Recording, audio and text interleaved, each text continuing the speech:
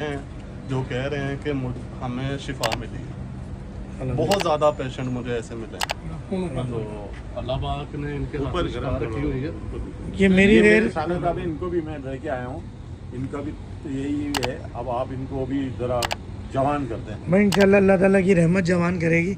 नहीं, जब वो आप तो है, कुदरती तौर पे दवा इस्तेमाल करते हैं ना, कुदरती जड़ी बूटियों की, और इलाज करते हैं लबलबा का, पेनक्रियास का, तो कुदरती तौर पे जब आप ठीक होंगे तो शुगर क्या करती है, पूरी बॉडी को गला देती है। जी, चेहरे वो की तो है। खूबसूरती, जिस्म की खूबसूरती, हर तरह की कमज़ोरी वो सब ले आती है।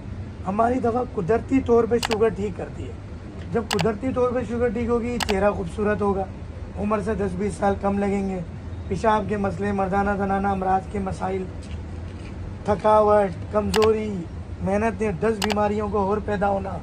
अंग्रेज़ी दवा तो एक डोज शुरू करते हैं, डोज बढ़ती चली जाती है। हमारी दवा शुरू करेंगे, डोज कम होती चली जाएगी। नहीं, और एक दिन